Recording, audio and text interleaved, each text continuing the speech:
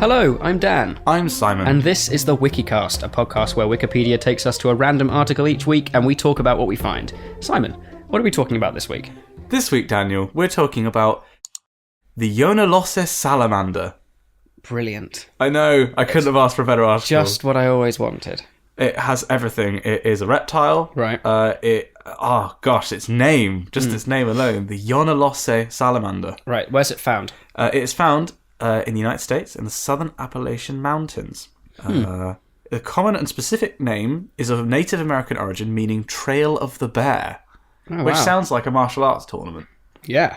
And it's derived from the Yonahlossee Road northeast of Linville, where the specimen was first described. It's a least concerned species, so it's found everywhere. Oh, good. How big is it, as it were? That is a very good question. Also, it's not a reptile, it's an amphibian. I'm an absolute idiot. Sorry, all the biologists who are listening, because we have so many biologists listening, I'm sure, for quality information. It's differentiated by its large size and distinctive rust-coloured dorsum, much like our friend Hugo. Yes, yeah. I do like, if I was to have a dorsum, I'd prefer it to be rust-coloured, I think. Well, I think don't we all have a dorsum? So the dorsum is the...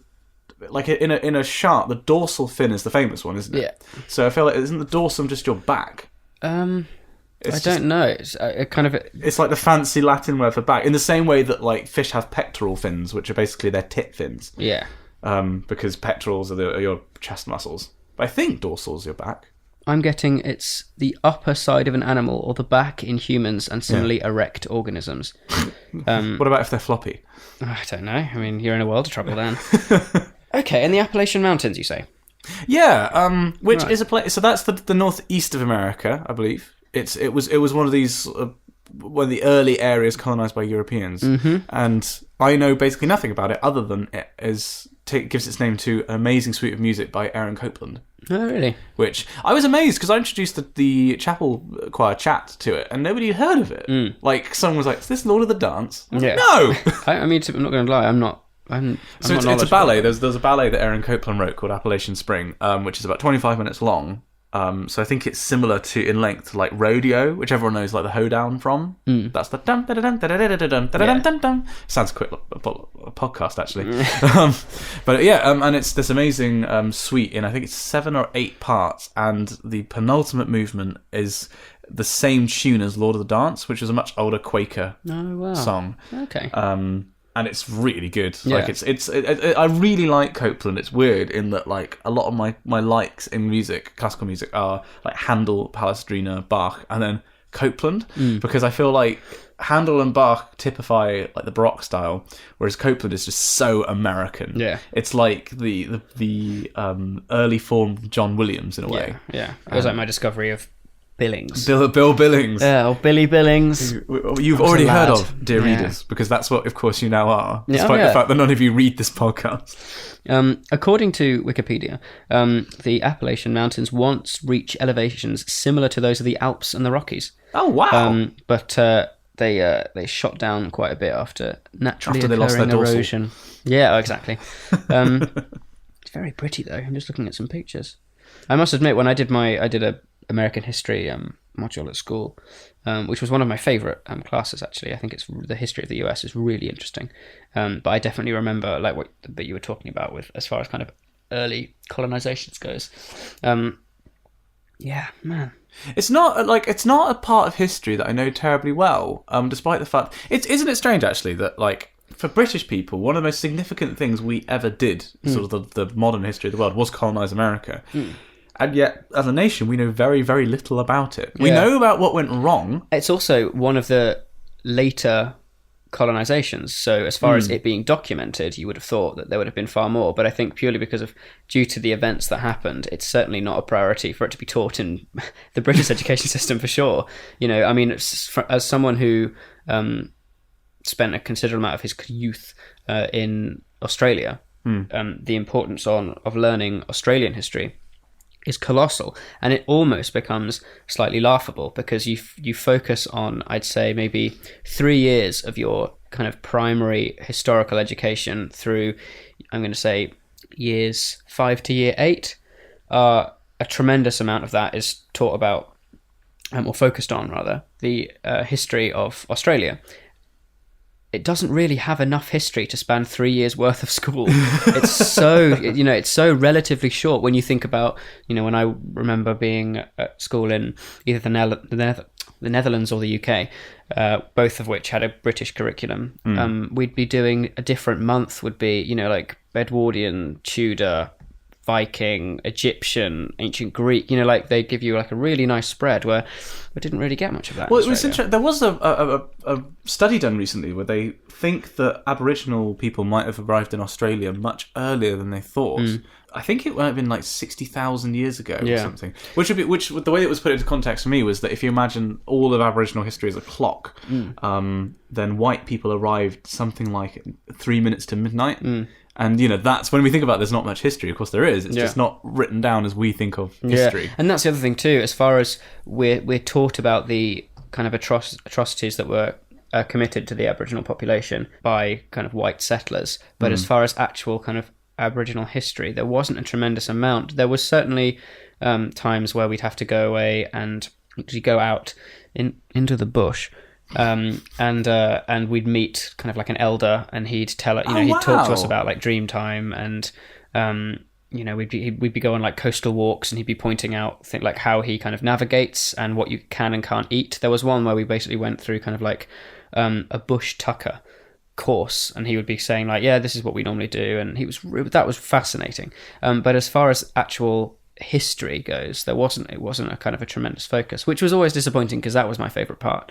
You can only get so kind of bored when it's just you hear the same thing year in year out about like we came over from the British, we didn't really like the British, and then the British came over with us a little bit more, and then we told them to go away, and then they went away, and now here we are.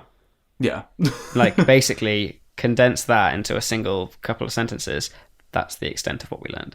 And obviously there's so much more, but to be honest, the history of kind of like the building of towns and things wasn't particularly interesting, because I think it's far more interesting to look back at when it's happening at an earlier stage when you don't have the technology, so that's precisely why the kind of settlement of America I thought was so interesting.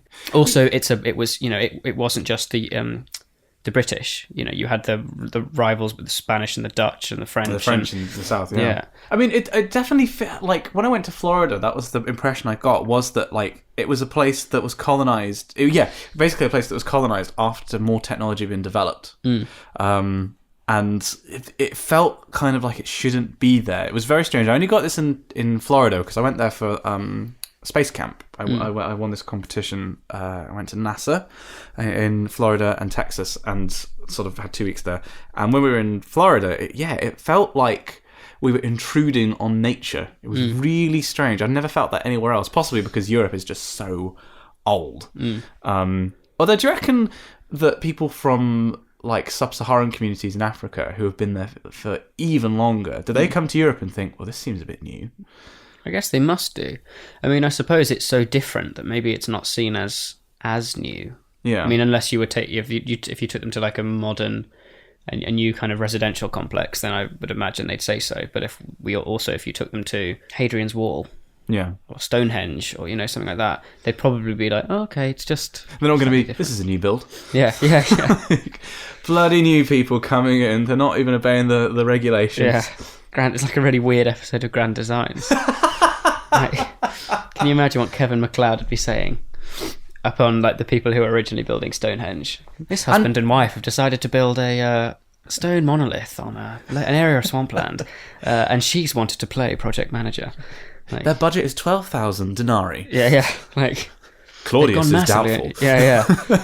Well, it's subcontractors, you see. Yeah. They'd be walking through Stonehenge, being like, yeah, well, I mean, if you're into this kind of thing, I suppose it's going to be nice, and with some time when it weathers, it'll be all right. Like, how he never truly kind of compliments a design. He just walks around and sasses people off a bit, which is why I think I both enjoy him and hate him at the same time, because there are times when I'm like, you're just being rude now. This is just cruel.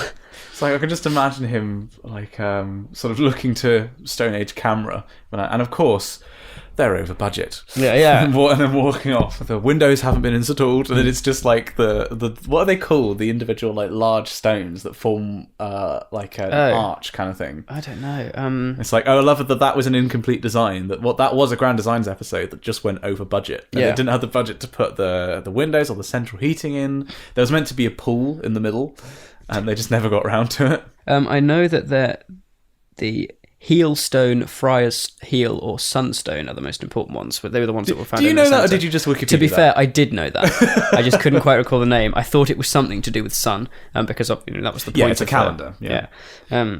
Although there was so there's obviously these big, because it's relatively close to where I live. There you get on the local news all the druids and people that turn up for the solstice and things like that. Yeah. But I'm pretty sure I read something recently. I know it was a Vox video about how they think it might have been the equinox instead. And instead of basically the idea is that the sun... For those of you that don't know what Stonehenge is, by the way, somehow, it's basically sort of concentric rings of stones that were once more complete. And on the day of the summer solstice, the longest day of the year, if you stand in the dead middle and you look between... sort of down a line of stones, then in between two massive ones with a capstone, the sun will rise. But I think there's this theory that actually you're meant to be looking the other way on the equinox sunset, I think. Yeah. Or it might be the winter solstice sunset. I'm not very good with the solar calendar. I think it's winter.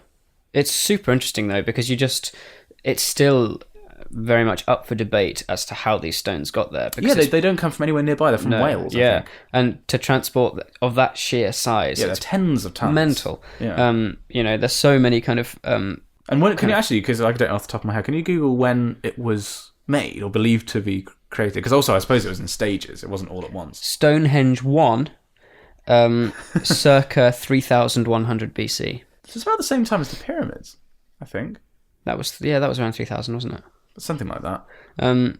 So they've got... We got shit all over by the Egyptians. It breaks... yeah. The builders of Stonehenge went to Egypt and like, oh, wow. Yeah. They've got this perfectly, geometrically perfect pyramid. Yeah. And we're just kind of like, we've got a ring of stones. It's like, they thought to put them on top of one another, grunk.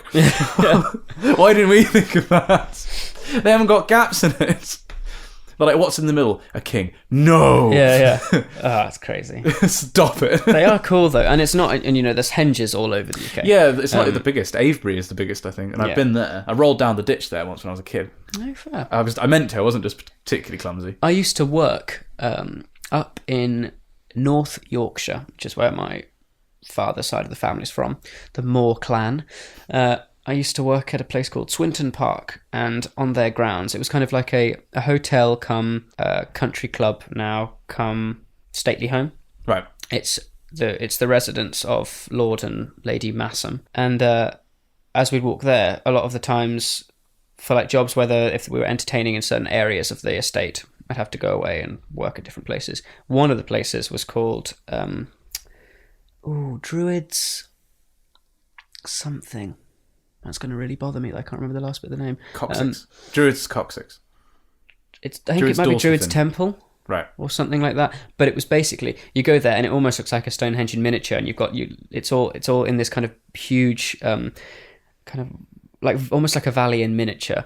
You go down. It's really interesting, and it's all kind of like candle lit and this braziers burning and stuff. And this thing has been around for a very long time, but it was built as a folly. Right, yes. And they're really cool because you've got like a kind of like a sacrificial altar at the top, and because it was built so long ago... That's several quotation marks, the sacrificial altar. I mean, it all looks, if you didn't know it was built as a folly, it all looks completely legit because it's aged so well. Well, yes, it now has aged. I suppose at the time when it was all clean cut, it must have been like, Georgians using their imaginations. Yeah, it's very, very cool though. And the number of times that you see, you go to kind of older kind of manor houses or stately homes, or estates most commonly because you need the size, and they were usually built near rivers. But the number of just weird and wonderful follies that you get built, which is basically just kind of wealthy landowners having too much money to know what to do with, so they just build something for fun. You're literally throwing your money in a pit. Like I remember we visited one, and there was just like a castle in miniature. It might have even been Blenheim Palace. I don't think there's a castle. I've been to Blenheim Palace. Yeah, no, same. It's near where I live. There's somewhere. It's somewhere on the estate, or it might be. I can't remember. It's somewhere. I think it's in Oxfordshire or something like that. But yeah, it's hilarious. You're walking around and be like, oh, what's that? It looks ancient. Like, no, it's actually really recent. One of my favourite words is grotto. Like, it's a very English pronunciation there. But yeah, because around where I'm from, around Bath, there are because this was definitely the style around the kind of Georgian and early Victorian times. Yeah. And that was when Bath was in its like heyday. So there are loads of these homes with them around nearby. There was the one that was used in Barry Lyndon, and I can't remember its name. It was basically. I remember I used to go there because my mum would sing at like gigs, which would be like these big concerts with like festivals and stuff. And then Dad and I would explaining to me the concept of a gig. Yeah, well, I didn't mean like a punk gig. It was like an opera gig. Oh right, okay. But it as in it would be part of a festival. It wasn't just like an opera company that got a huge audience. Just a little thing. And walking around with Dad, and they'd have like these ancient Greek-looking temples, because I guess that was the period when it was like neoclassicism, wasn't it? It was like people getting really interested in. Yeah. It was almost like a re-Renaissance. Yeah. Or it just took that long to get to England. Yeah, spurred on by the Grand Tour. Course, yeah. Time. And so you had these rich people building stuff, including one of my favourite names, the guy who built, for example, Prior Park, which is just outside Bath, and I used to live right next to. Was called Capability Brown. Wow, what a great name! Yeah, it's almost like Caractacus Potts. Yeah, I think it was one of these like monikers that he kind of took on. It wasn't his actual name, but he's known as Capability Brown. Yeah. Which is amazing, and he was a landscaper. I also like this idea that it was a very imperial thing to do, to be like, we don't like that hill, we'll get rid of that, and we'll put in. It's almost like in SimCity or something when you're sculpting the landscape, and you're like, we'll put an industrial zone there, my lord. We'll put the hospital over there with all the radial roads to make sure that it gets out to all the people. Yes, good. Sewage disposal downriver so it doesn't flow through. Capability, live up to your name. What did we do about the crime? Oh, the endemic crime, my lord. It was like, no, who was it who... I was in... the other day I went into... there's a really fantastic vintage like clothes shop in Exeter down the road, which I every now and then stick my head into. And I literally stuck my head into... I found a hat that I quite took a fancy to. And on one of the recent Hat Films vlogs, when Trott finds that particular hat that he says makes him look like a kind of a servant. Oh, yeah, medieval servant. No, that other servant hat. Yeah. Sorry, I found one of those as well, and I kept looking into the mirror, being like, more ale, my lord. Like I couldn't resist it. And then I remember I was getting a little bit too loud because the lady at the counter kind of just came around and was like, "Are you right there, my love?" And I'm like, yeah, just trying to make just pulling it off my head, putting it away, kind of shuffling out the door. Like, it's amazing. Is this the shop that is the favourite haunt of our friend Ed? Oh yeah, this is where Ed recently bought a pair of cowboy boots. I think it's also where he bought his wedding dress. Ed has no money, but many things, and I have a suspicion that those two things are correlated. Yeah. Correlation doesn't necessarily mean causation, but in this case, it very much does. He'll like the number of times I have no money, and be like, right, I'm going to buy 24 pairs of sunglasses. Yeah. He did. Yeah, he was wanting to buy the choir matching sets of sunglasses from Poundland, which would have been about 25 quid. Yeah, well, presumably 24. It was 24 of us. Was it? I thought including Michael. Oh, okay. Yeah. Well, actually, okay, fair enough. Yeah. Sorry. I was like, that's 1-0 to you. I'll give you because we, for those of you who listened in last week, we had graduation. So we went to our official cathedral of the podcast, Truro Cathedral. We'd like to thank you so much, Truro Cathedral, for sponsoring this episode of the podcast. This episode brought to you by God. Yeah. We, for the final service that we did, not only at Truro, but because Truro's at the end of the week, it was the final one to wrap up the entire time we had. The entire time in chapel choir, because it was my very last service. For you, yeah. We were singing Bohemian Rhapsody, and as the final one, we thought it'd be quite funny to, after singing, I think Parry's I Was Glad, wasn't it? Yeah. Yeah, which is a monster of a sing. I've never sung louder in my life, I don't think. I could see the hairs on the girl in front of me when I finished a particular note, or started a particular note. You just see them go, whew. Yeah. Oh, it's crazy. And it's a big sing. The beginning of I Was Glad is split tenor. And the as in there are two tenor parts, rather than every episode. There's something technical that goes wrong. I knocked a wine glass. That's my that was his laptop. Dan's electronic incapability corner. Incapability. I can't stop myself getting emails. You could stop yourself from touching the PS4 controller or, like, turning your phone on silent. True, yeah. Or putting your laptop on silent.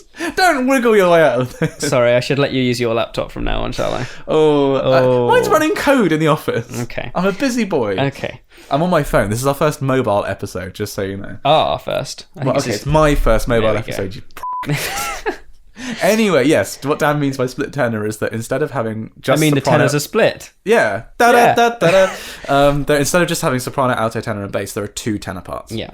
And the first tenor line goes very, very high, and then we follow that up with Bohemian Rhapsody, which is mental. So it was a huge sing, and we finished it by the end of it, and it was just crazy. Yeah. Anyway, after finishing that, we thought it'd be quite funny to whip out sunglasses and sing Bohemian Rhapsody, which...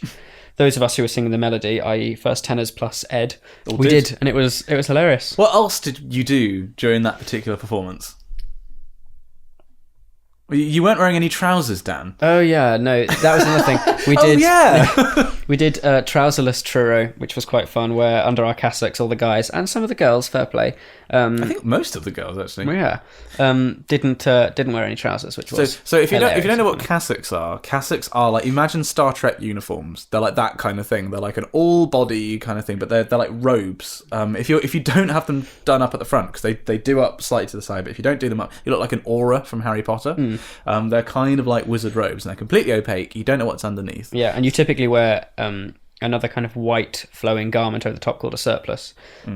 This case, it was surplus to requirements. Exactly. But because it wasn't a service, we were just wearing the cassocks and our Jesus collars. I don't know what they're actually called. I guess a cravat, I suppose. Yeah. I mean, it's a white thing you tie around your neck, and it fills the gap at the front of the cassock.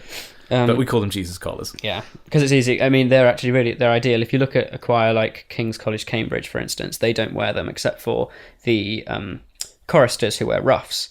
And ruffs. Oh, do they just wear cassocks? They wear cassocks with white shirt and then the king's tie.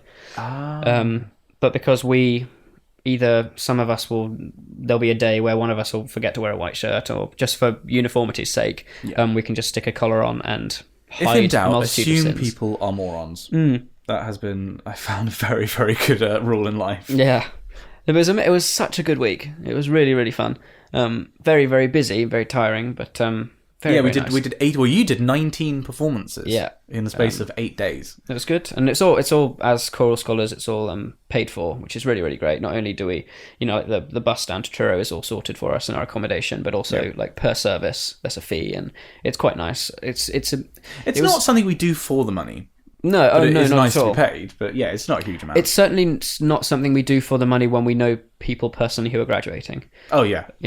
Without that connection, I think it's hard to kind of separate the fact that there's kind of like a nice kind of fee at the end, which is worth it because it's a heck of a lot of work, especially considering we learnt Bohemian Rhapsody in about a week, and it's not an especially simple piece. I think for me the biggest payoff is always when you're on stage and there'll be someone missing from the crowd because they're graduating, and you'll just hear like, "Welcome to the stage, University next to Chapel Choir," and you hear like a kind of polite applause, and then you hear someone in the back go, "Woo, yeah!" That's where they are.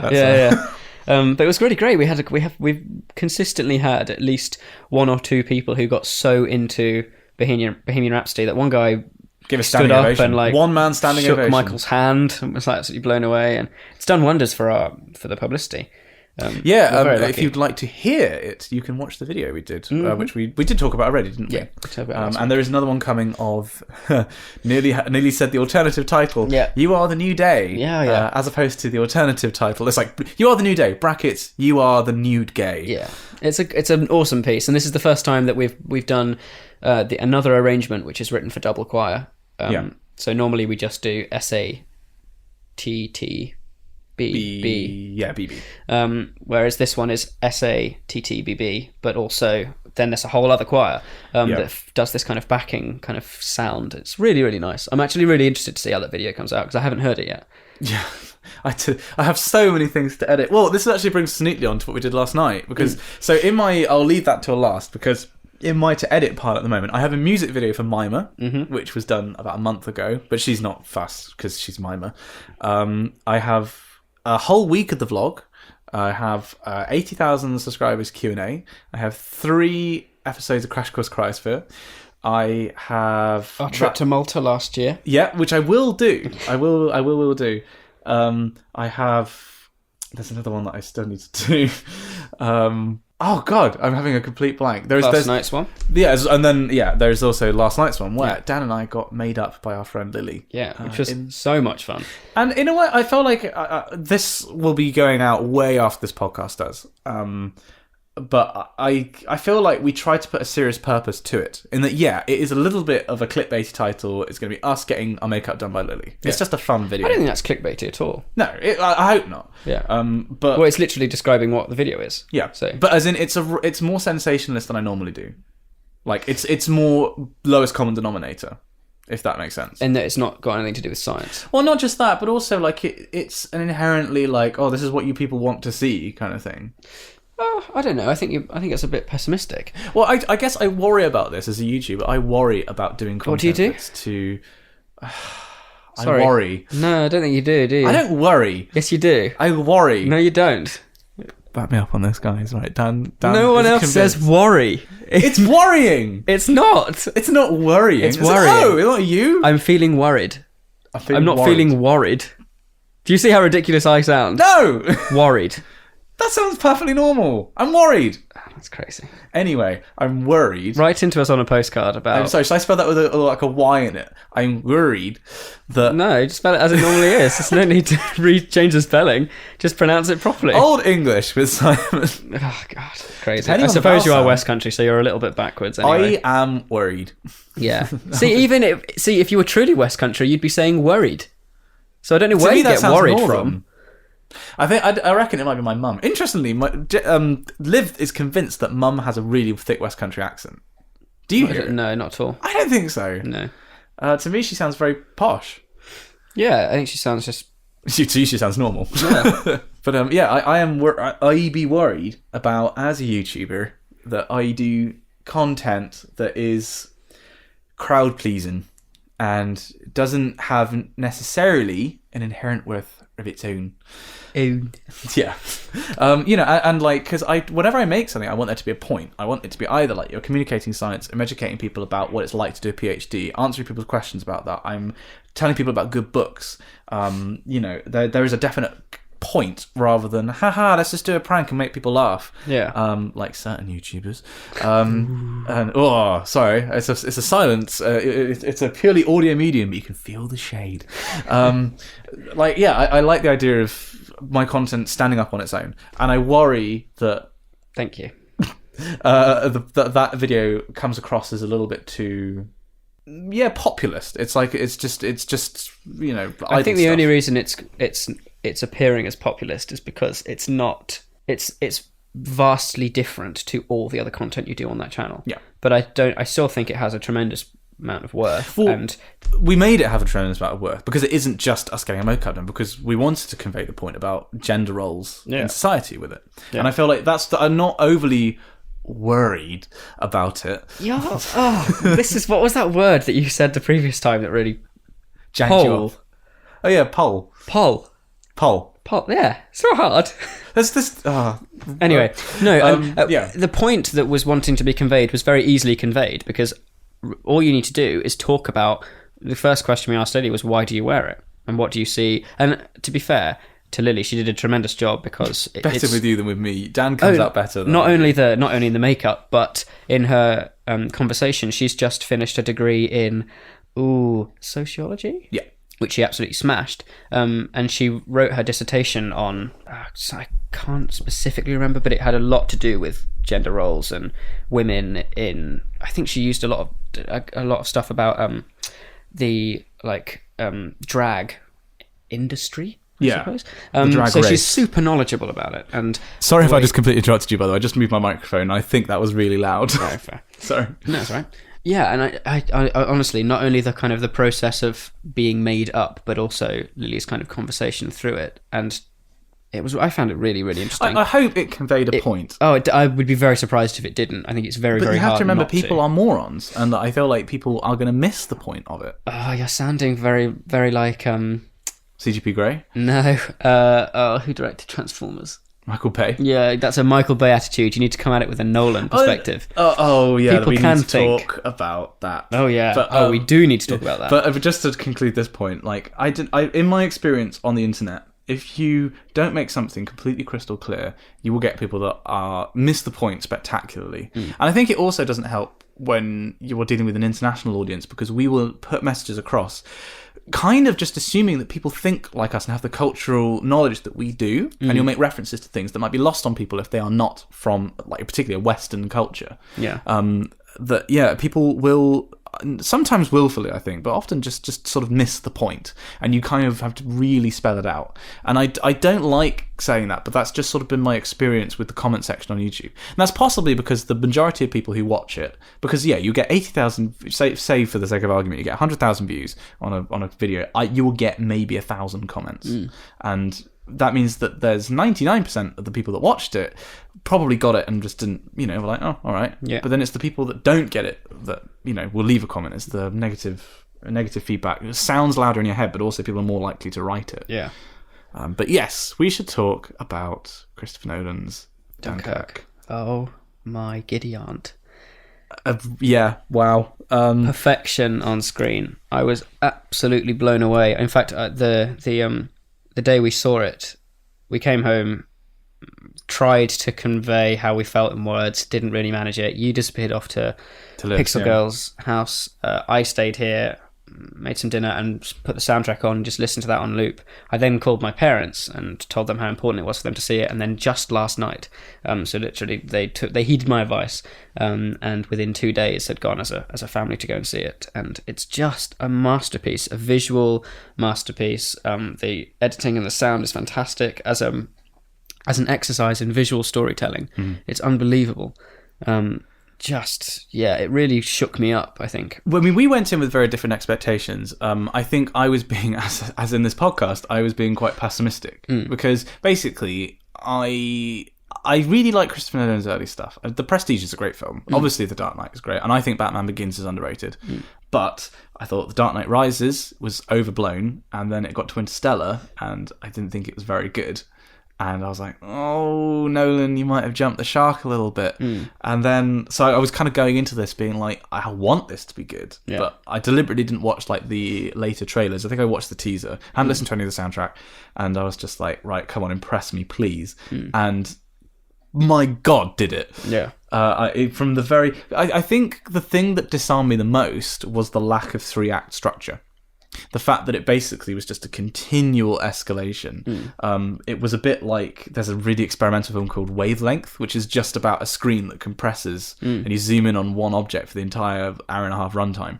And it felt a bit like that. There was just this tension, as brilliantly built up by Hans Zimmer in the soundtrack, that just ratchets up and up and up and up and up. And then just at the denouement, you feel completely drained because the climax it's like such a release of tension, and it is in the soundtrack in a particular swell, which is Nimrod, as we've talked about as well. The fact that Hans Zimmer that's the only discernible tune. You discerned a bit of The Last Post in it. Using again a British cultural thing to convey right at that moment of maximum tension. That release was. If you listen to the soundtrack on its own, you won't get it. No. And I've had this since, actually, listening to the soundtrack and to the bit of the final sequence of Tom Hardy's character, not to give any spoilers, and it just doesn't have anywhere near the same effect. No, it's still a masterpiece of sound. I don't know if it is on its own. I think it only works in relation to the film, actually. I think as a piece of music on its own, would I go to a concert and hear that? I don't think I'd be impressed if I heard it in isolation. I think I would, because I can't separate it from what I can see in my mind's eye. But within the bounds of its own universe, I feel like the soundtrack isn't.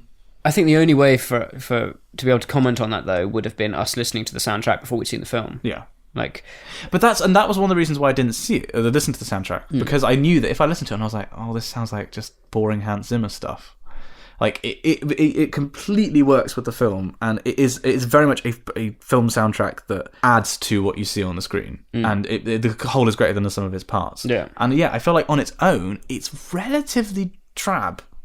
Well, maybe I'm not listening to it in the right way. I think it's really good. It certainly works well.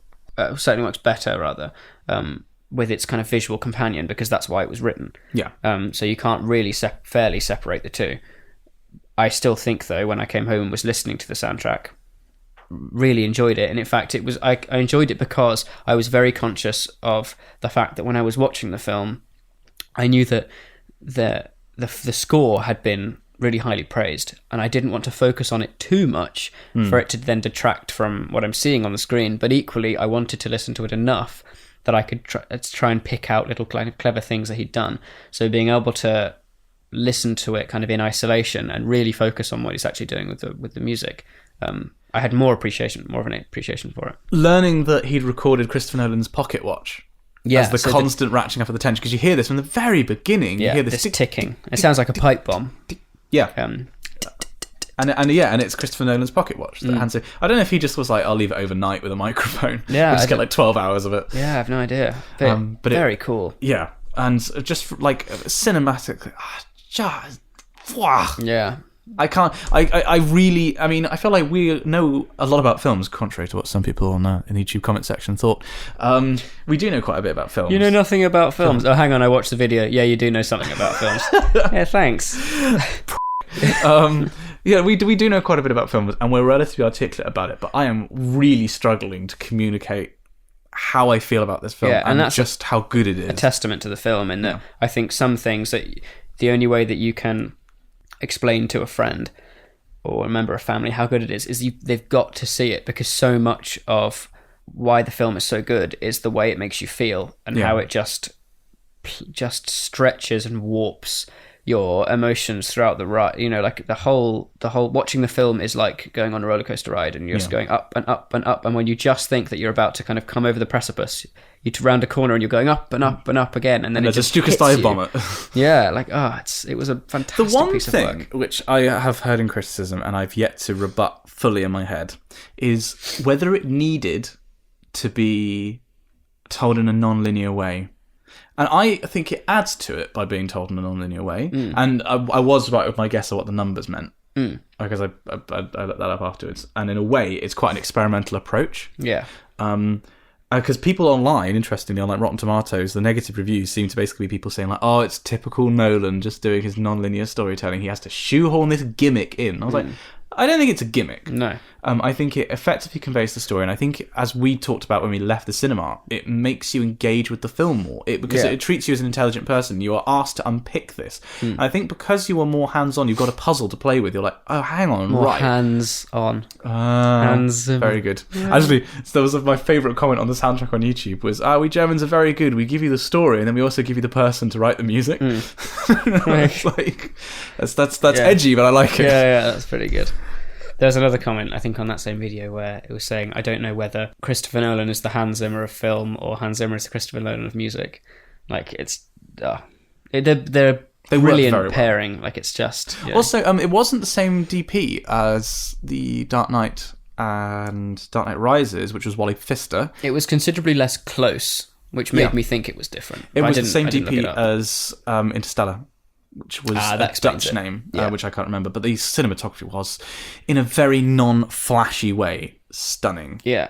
In the same way that like Lebesky's work on The Revenant, not like Birdman, which is very in your face. That's an awesome film. Yeah, but it was cinematography that looked stunning, but without screaming out saying, "Look how good I look," which is something I completely get that like Roger Deakins does.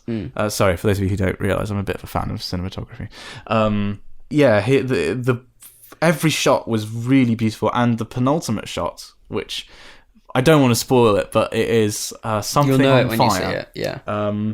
Is one of the most beautiful finishing shots. Yeah. And also his character surrounding it. It's a testament to how, if you're clever with how you use a camera, you can elicit the same response by just looking at an image, rather than having to have dialogue to like reinforce the point. The vast majority of the film, really, there's very little dialogue at all. It's all, which is why I said it's an exercise in visual storytelling. You know, you leave feeling drained and really emotional. Like I think I properly kind of cried maybe 3 times, one of which, again, and it's that ending scene. You don't even see, you know, this It blindsided me, actually, the ending. I felt a lot during the film, but I didn't feel emotional right up until the end, and then suddenly the emotions came crashing over me like a wave. Yeah. Oh, that wasn't something I'd learned. Apparently it was the largest marine filming unit in history. Wow. Well, it makes sense. Yeah. Because it's this, the shots like 50 are colossal. boats in some shots. And just how they got the size of the cameras they were using up in the air. Oh, this God. shot, which is why we said in our review as well, we'd love to go down to London, or rather up to London, to an IMAX screen and watch it, because you've got to see it on the biggest screen you can find. We were lucky in that we did see it in the biggest screen possibly in the whole southwest. The Odeon in Exeter, which is like an old, it's like a converted old style theatre, isn't it? So the main screen is colossal, which was exactly the right place to see it. But yeah, my God, if you live in London, go and see it at the BFI, for goodness sakes. Yeah, it's amazing. Amazing film. Shall we take a trip to Dan's Correspondence Corner? Yeah, Correspondence Corner. Here we are. It's a lovely little nook. It's very cosy. If you'd like to visit Daniel's Nook, you can send us an email at spongyelectric@gmail.com, because we've learned our mistakes. Alternatively, a carrier pigeon.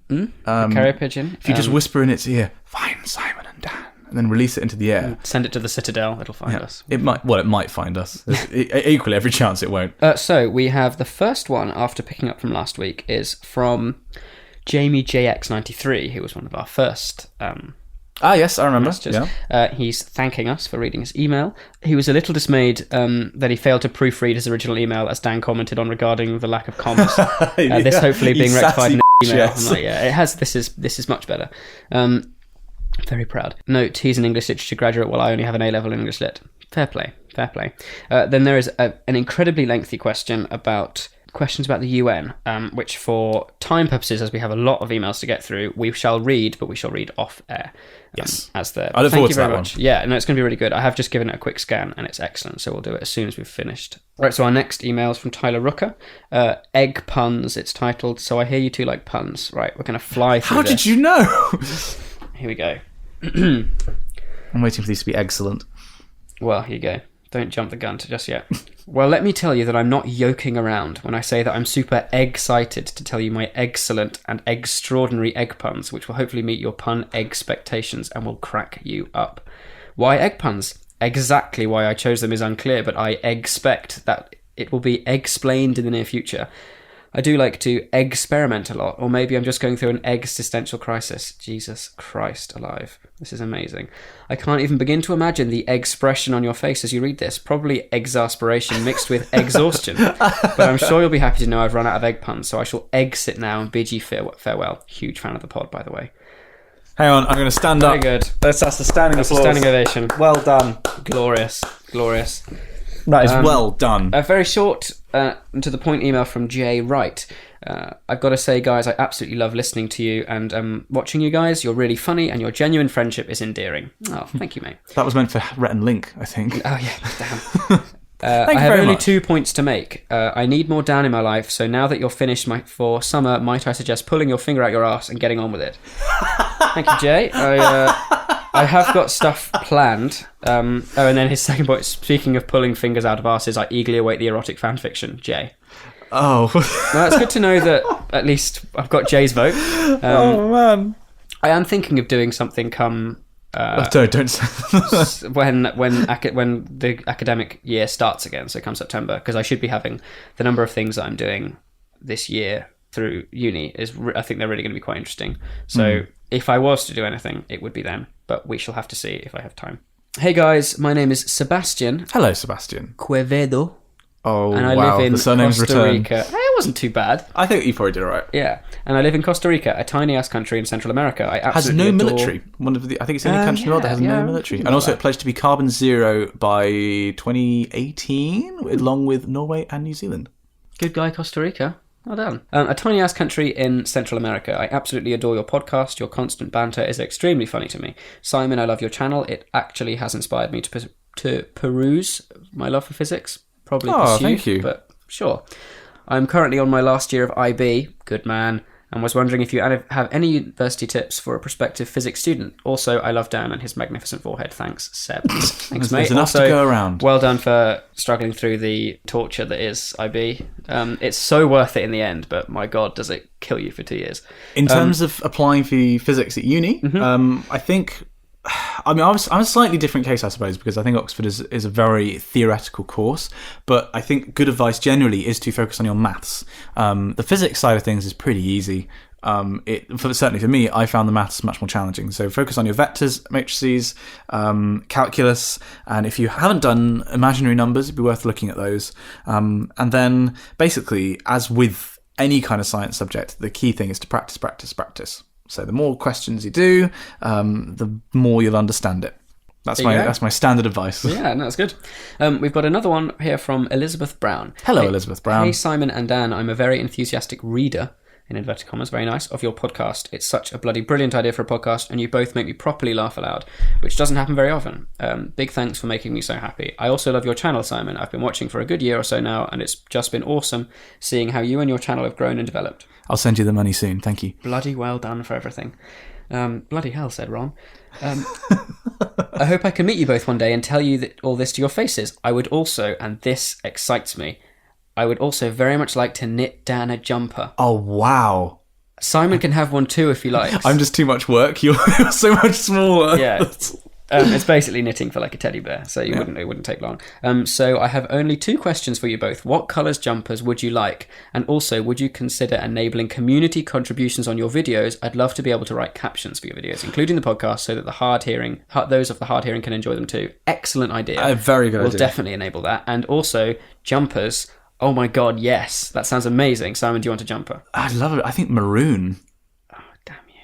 I was going to go for like burgundy or something. Or like. I got in there first. I want the colour that the Weasleys don't want. Okay. I'm a 38-inch chest, if that helps. I am a small. Just... Right.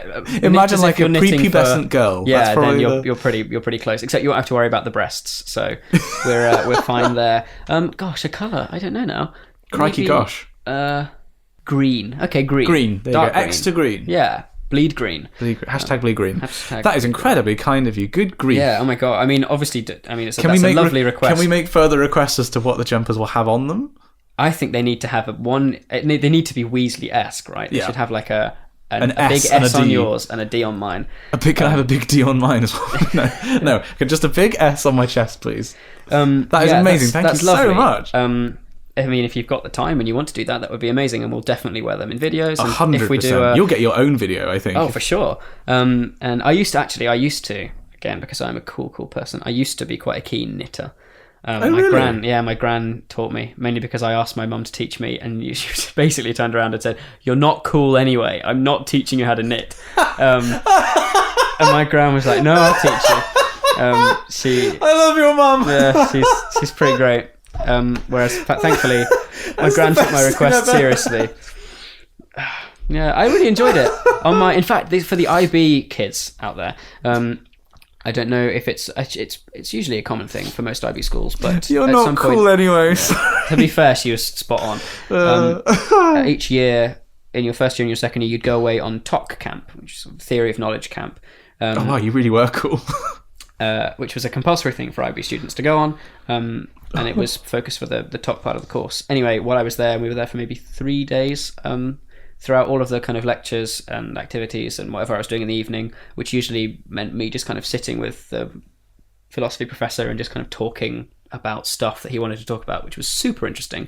I would literally be sitting there knitting a scarf, and by the end of the 3 days, I had quite a nice scarf. So I was pretty pleased. Yeah. Gosh, this is a whole side to you I didn't know about. Right. Now I read this one, and this is a really good point. I haven't thought about this, so thanks for bringing it up. Just wondering, on the podcast, if you feature people's emails in the future, could you use gender-neutral pronouns, they and them, for submissions and not assume gender, as some names are gender-neutral and some people use their birth name on YouTube? It would help make it more accessible, as would closed captions. The automatic ones aren't very accurate. Thanks. I had never thought about that. So no, I hadn't either. So we will try our best to do that. And as with the previous email, I think if we can get community generated, I would do it. I genuinely would. But as some of you may know, I'm a bit busy at the moment. I mean, it makes total sense for it to be done for the community, because it also means, like if we wanted to do other languages as well. Yes. For those captions, then we leave it to the people who are really good at it, which is you guys. P.S. Use he or they for me if you mention this email. Well, thank you. I will. Thank you very much for that email. Make a concerted effort to do that in the future. Matilda Smart. Attempt number 2. This is also someone who, very annoyingly, we were given the wrong email, and then sorry. we got there now. We're going to be all right.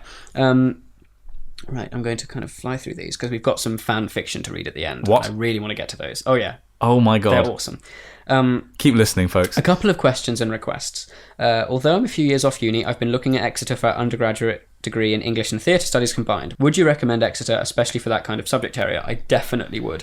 It's got an amazing, not only English department, which obviously I'm pretty connected with, but I've got many friends who study drama, and they absolutely love it. So I imagine the combination of the two. Theatre opportunities in Exeter, just in terms of venues. Yeah, you've got the largest theatre in Exeter for sure is on campus. Yeah. So it's fantastic. In fact, one of the girls in the choir, Mima, studies English and drama. Oh, does she? So I didn't know that. yeah, she's loving it. It's a great course. I would highly recommend it. All the drama people we've met have been top notch. Question 2, a weird request, but could you do an accent video segment on the podcast? We kind of do every week anyway. I catch myself laughing every time you attempt one. Sure, why not? We will attempt to do that in the next episode. The question 3, do you watch a lot of theatre musicals? Theatre is basically my passion, and it would be really interesting to hear your opinions on it. 4, opinions on the latest series of Doctor Who. Doctor Who. Doctor Key, I think you mean. If you watched it. I didn't watch it, but I'm very looking forward to the new... Yeah. what's her name? Storm in a Teacup, the female doctor, I can't remember her name. I can't remember either. But she was amazing in... Broadchurch, which is filmed on Exeter's campus. Mm-hmm. In terms of musical theatre, Liv is a big fan of musical theatre, and so I have now become a big fan of musical theatre. What I've seen, I've really liked. My favourite show I've been to see is Matilda. Okay. But I'm seeing Hamilton early next year, which I'm very excited about because I love the soundtrack. I'm going to stop now because A, this email is bloody long, and B, my laptop's literally dead. P.S. R.I.P. Dan, your laptop. I am so disappointed you don't like cats. Seriously, just give one a hug and you'll find out they're not creatures from hell, and besides, unlike some animals, they don't deposit their excrement everywhere on innocent people to trend on. These are lies. These are all filthy lies. Deception. No, I'm sorry. Cats are... hellspawn. I cannot tolerate them. I'm Dogs wholly... are absolutely... They're pure and lovely. What was their name? And brilliant. That was Matilda Smart. Matilda, I am fully with you. He's wrong. We'll convert him one day. I'll ambush you with cats. Girl. One day I'll just open your door to your room and just throw cats in and shut the door and be like, yeah, that'll work. Oh, yeah, sure. Yeah, that'll definitely make me love You come out and you're just covered in scratches. See, that's exactly why I know that cats aren't nice. If I did that with a dog, it would happen. No, if you threw a puppy into my room, it would not scratch me. If I threw a kitten in your room, it'd be fine. If it was a fully grown dog, if I threw an Alsatian in your room, I think I'd be very strong. But you wouldn't come out well out of that either. I don't know. Yeah, how do you think it would go? You're just like, oh, hey there, boy. It depends if it's a good-natured Alsatian, whereas no cats have a good nature. Oh, plenty of cats have good nature. Absolutely If you rubbish. spook them, they don't. I'm completely with you, Matilda. Claudia Nicole Mayer. Hi, Simon and Dan. Thought I could add a bit of American perspective to your question on why soccer and baseball are so big here. Oh, excellent. Soccer is actually a very popular youth sport in America. I think 30 to 40% of kids play it at some point. US networks also have full coverage of European leagues and have had for years. So these teams have a big American fan base. So why can't the US make a good professional league or perform on the international stage? It's largely blamed on the pay-to-play system for youth academies. Up until recently, American professional teams haven't had their own youth academies to sign players to train, so elite players rely on travel teams, which are the youth teams at independent academies. The problem is it's very expensive, and that's not even including plane and hotel costs. Apparently, she's linked some good Guardian articles on there. Oh, that is interesting. As for baseball, I have no clue. My best guess would be because going to a baseball game is more about getting drunk on cheap beer than actually watching the game. Like a cricket match. Claudia. Thank you, Claudia. Yeah, that's actually... I'm really glad that we get that kind of email. If you are a particular nationality or a particular fan of something we're talking about and we've missed something, do let us know, because my favourite part about being online as sort of a presence is getting these perspectives from people that I wouldn't otherwise get. So do email in if you feel like we've touched a nerve with you. Joshua Vellicott. Dear Messrs Moore and Clark. Oh, I like it.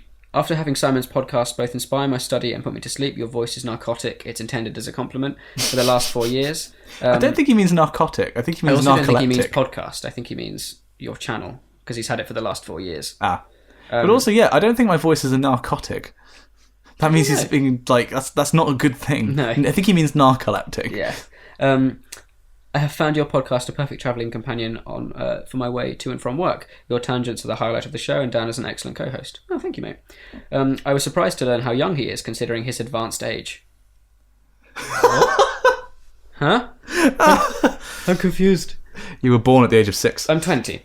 Thank you for entertaining me and also affording me the rare opportunity to use the title Messrs. Kindest regards, Josh from Brisbane, Australia. Can we insist that all future emails are addressed to Messrs. Clark and Moore? Yeah, Messrs. Moore and Clark. Well, whichever you prefer, I think. I think Moore and Clark's got a better ring. Messrs. Moore. No, Messrs. Clark and Moore. Right, well, depending on who you prefer in the podcast. I guess I'm biased because I'm going for the alliteration. Yeah. That's my excuse. I feel like having the M's bookending it works. All right, so we've got one from Simon Vaes, spelled Vaes. Oh, that's very interesting because that's very similar to someone who I went to school with. Oh, really? Loving and a question is the subtitle. Ooh, that sounds like a novel. Right. Loving and a question. Hello, my name is Simon Vaes. Vaes is pronounced exactly like the Far Cry 3 villain Vaes. Which is why I read this earlier, so I know how to pronounce it right. It's Flemish, if you're wondering. Oh, cool. Very interesting. I really love the podcast. It's a lot of fun listening to you two chit-chat like two grandmas. Simon, I've been watching you since your Ox vlogs, and you're an absolute inspiration to me, so much so that you've actually inspired me to pursue a PhD in philosophy. Oh, wow. Dan, your love of tea suits and the fact that you have a big forehead makes you like a brother I've never had. Oh, thank you, Simon. These are I'm so glad we started this podcast for this kind of email. This is amazing. Anyways, I had a fun little question. If you had to write a novel which everyone in the world would have to read, what would the story be? Don't forget the title. Keep up the good work. Greetings from a big fan, Simon. P.S. Actually thinking of starting a podcast myself. Got any advice for a newbie? How about we give podcast advice, and then in the next episode we'll have had a week to think about what our title of the book and what the story would be, because that's quite a big question. That is quite a big question. Podcasting advice, I think focus on a theme. Mm-hmm. I think that's what we did with this. We had a very clear mission statement. In terms of the technology we use, we're using a slightly janky setup, but basically audio quality does matter. Sure. So focus on an audio microphone. There are some great USB ones that you can just plug into your laptop. What I use is an NT1, which is something that goes into a portable recorder. But focus on your microphone quality. And I think basically the more you do, the better you get. So don't worry. Make it really natural too. You can tell when a podcast sounds forced. It thrives when it feels really kind of natural and effortless, which is exactly what this is. That's what people connect with. So don't be something you're not, because people won't be interested in that, I think. But yeah, oh wow, novel question. I think How Not to Be a Dick by Simon Clark might be on the show next week. I'm gonna have a think, and then next week when we come to the correspondence corner, I shall give you my answer. I'll give it some thought. I want it to be a good one. And finally, before we get to fan fiction, we have one from Emily Granger. Hello, Emily Granger. Awesome name, because it's like Hermione's Granger. Last name. Yes, that is Hermione, as I used to call her as a kid. Hello both. Thanks for the excellent podcasting. The Wikicast is kind of like the British version of Dear Hank and John. High praise. There we go. How good fantastic. Grief. I'll take that. But with far more choral music and far less AFC Wimbledon. No bad thing. Simon, I read The Underground Railroad a couple of months ago and loved it. Such a well-crafted, moving book. In the spirit of your question to read more, I thought I'd write to you to recommend a book called Homegoing by Yar Jesse. I am going on Goodreads right now. Homegoing by Yar Jesse, spelled Y-A-A. Is it all one word, Homegoing? Yep. G-Y-A-S-I. Yep, gotcha. Is she Nigerian? That sounds Nigerian. But that is that is going to be... I've got like 80 books that I need to read. When I finish my PhD, I intend to do a lot of this. So thank you very much for the recommendation. And also for the comparison, because when we met Hank and John at VidCon, I think that was what we didn't ever think we'd be described as being like them. Yeah, no, that's very high. Hank and John, if you are listening, wow, yeah, apparently we're the new you. Yeah. Crash hot. And we also love everything you do. Oh my God. Okay, thanks, bye. So good. Right, and now we're on to the coup de grace of our online careers. Fan fiction. Amazing. Hang on, let me get my feet up. Right. Okay, I'm ready. Okay. Dear Simon and Dan, first of all, I love your podcast and the vlogs you do. I'm in Ireland right now, and I know I'm supposed to be thankful for having the chance of travelling and going abroad for the holidays, but even this beautiful country with its stunning landscape can become quite boring, and listening to the Wikicast has probably saved me from going insane more than once. In your latest podcast, you were talking about the lack of fan fiction that's been written about you, and as I'm a passionate, albeit amateur writer, I thought what's better than a nice cup of tea while writing some kind of weird, possibly sexual smut fanfic about two guys. I love it. After that, one thing led to another, ending up with me sitting here, burning my mouth on a cup of freshly brewed Irish tea with my notebook, so old school, in front of me, trying to think of secrets you could be keeping that I can turn into at least semi-interesting... Yeah, get it? Story which you'll be able to read below. So here we go. Please lean back and enjoy whatever's going to follow. Shall I put some music underneath this? For sure. I'm from Germany, and I've still got 3 years of school left, so I apologise for any mistakes regarding my grammar or spelling. Impeccable. Wow. Your English is superb. Wunderbar. Yeah. P.S. I've got to think of a better title. Maybe you have something in mind. To be honest, I think the title's excellent. The Time Traveller with the Extraordinarily Big Forehead. Alright, let me put some sultry music under this. Let's go.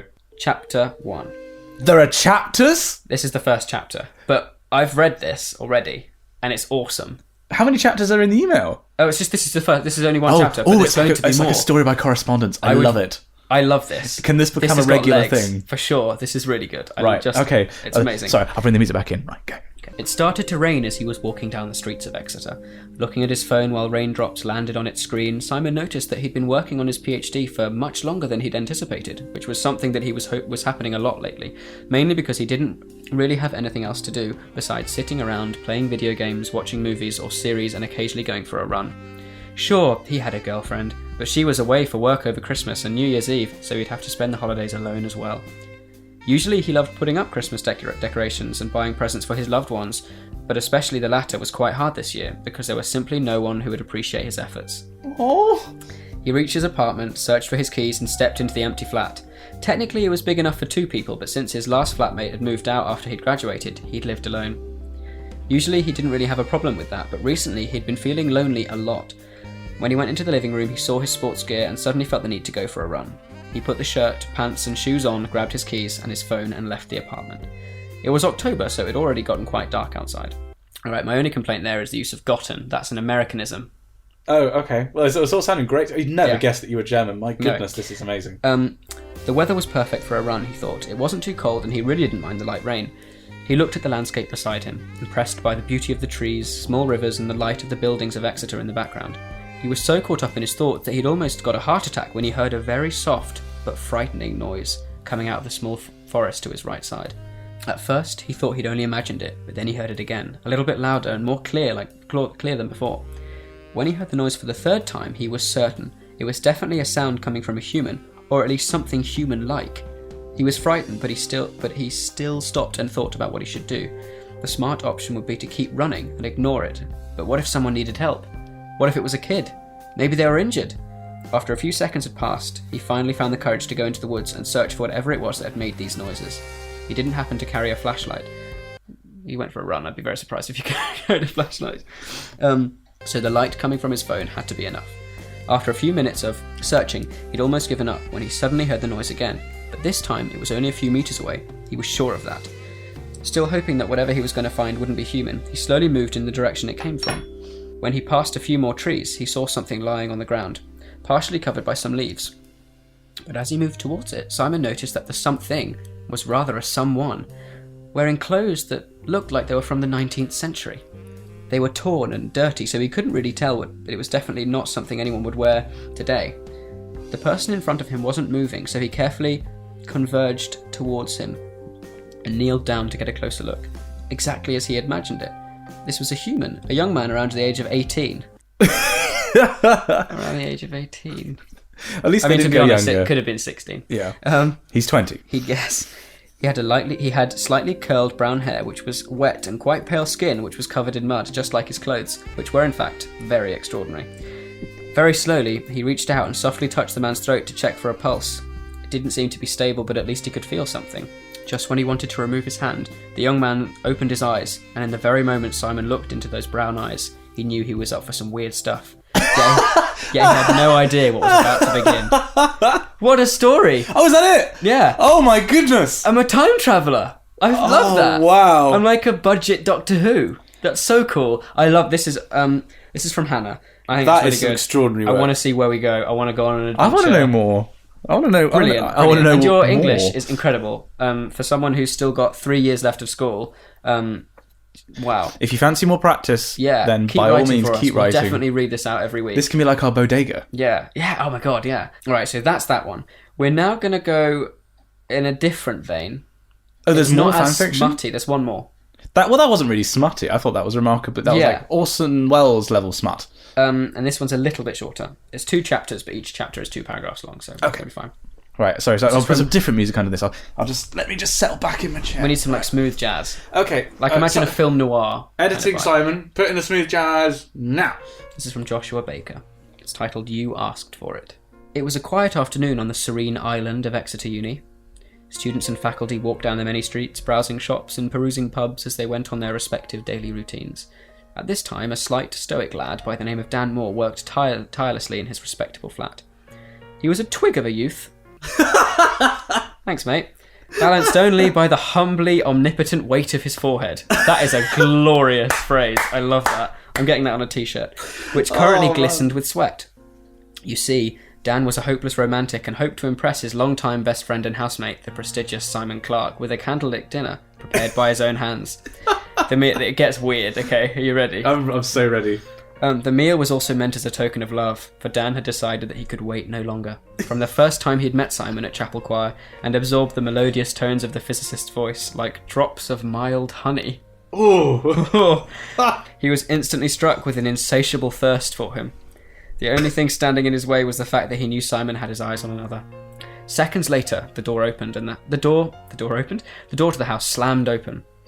And Dan cringed as jars of jam were rattled from their shelves, and the lights flickered. This is literally me when you're in one of your moods and you slam something, and I'm like, oh, careful of the hummus. Wait. And the lights flickered. They did this on occasion, which is a callback to the lights going out, which I like. That's really good. In the open doorway stood Dan's mon ami, the world's famous YouTube presence, Simon Clark. Simon was a tall, strapping man with unkempt dark hair and a tanned face resembling Tom Selleck. Yeah, I'll take that. I mean, you can take it. Yeah. Sure. I also, from this description, I expect that I'm going to sound like Brian Blessed. Okay, I'll remember that. Dan was struck by Simon's dishevelled appearance as he stood panting with a fierce glint in his eye. In the next moment, Simon darted across the room and grabbed Dan by both shoulders and almost screamed, "It is done!" Dan flashed a beaming smile at his mate, though he felt a slight twinge of regret on the inside. He had almost hoped it would not come to this. This is chapter 2. As soon as Simon had begun his PhD work, it became apparent that he was nothing short of obsessed with it. He had all but legally married himself to this thesis. Dan had been forced to stand as he watched his lifelong partner fight day after day against a faulty code and setbacks. He'd gone so far as to begin to believe that Simon would never finish his thesis in time, and thereby be able to devote all his attention to his wanting housemate. But as Dan held his video camera and watched as Simon burned the symbolic copy of his finally completed script, he fought to hold back tears. Now that the inversion code was complete, there was nothing standing in Simon's way to obtaining the complete thesis and forgetting Dan in the process. Moore watched as Simon essentially rubbed his body with the ashes of his accomplishment and secretly wished the physicist would caress him in such a loving way. Eventually, he couldn't take it anymore and began to walk back inside, slouched in a defeated pose. He had almost made it to the door when he felt a warm hand touch his shoulder. He turned around and looked straight into Simon's gleaming eyes. They were damp with the marks of fresh tears. God. Simon said to him, "I couldn't have done this without you. I know you felt abandoned and I have let this paper come between us, but I'll never leave you. Never." We now have 2 sentences to go. Look at the escalation. Right, okay.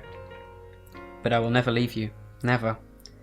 Dan felt his spirits lift a bit as Simon led him to the inside and closed the door. That evening they made sweet love on a bed supported by a collection of George R.R. Martin's finest works and set to the dulcet tones of a Yogscast livestream.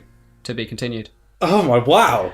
That escalates quickly. That went from 0 to 100 really quickly. It did. You missed out all the juicy bits. Equally, very good. Yeah. I quite enjoyed that. I mean, to be honest, I think the Time Traveller has more legs, because, I mean, time travel, man.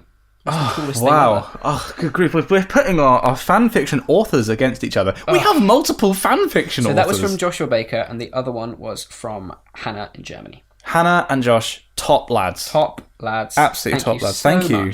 I've never had fan fiction written about me. No, nor have I. So it's a bit weird, I'm not going to lie. You can read out the next ones. All right, I'll read out the next ones. If there are next ones. Yeah, we would love...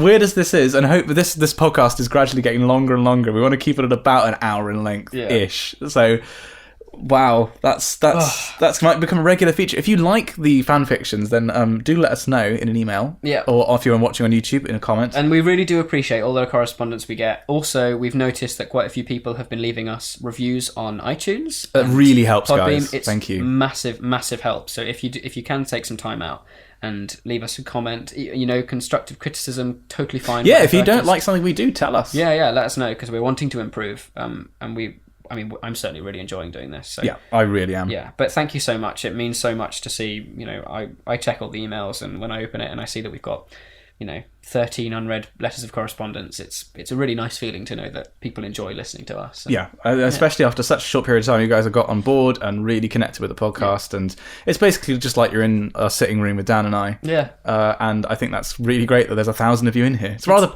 pokey. Yeah. Oh, hello. Sorry, I'm sat on. Sorry, mate. Hang on. So, Simon, what have we learnt today? Well, Dan, we briefly talked about the Yonahlossee salamander, which is a particularly large woodland salamander from the Appalachian Mountains. I'm not going to lie, totally forgot we were even talking about that. Yeah, I mean, I'll be honest, I read the rest of the article whilst we were talking, and it's a pretty bog standard animal, I'll be honest. I was looking for something really interesting to latch onto. Just got a normal nothing. Salamander. But it lives in the Appalachian Mountains, which has some music named after it. Mm-hmm. And from the music, we went on to talk about chapel choir stuff. Used to be as high as the Rockies in the Alps before natural erosion. Until they lost their dorsal fins. Mm-hmm. We talked about Trouserless Truro. Mm-hmm. Talked about Christopher Nolan's excellent epic Dunkirk. Go and see it. And then we went to the weirdest correspondence corner we've ever had. Also the best. It was great. Ever had. That's all for this week's episode. Don't forget to subscribe to us on your podcasting service of choice. You can like us on Facebook, and if you'd like to see our faces, check out our YouTube channel, Spongy and Electric. Newt, henge, and trouser recommendations can be sent to us at spongyelectric@gmail.com. We would love to hear from you. Join us again for another tumble down the wiki rabbit hole. And we'll see you next time.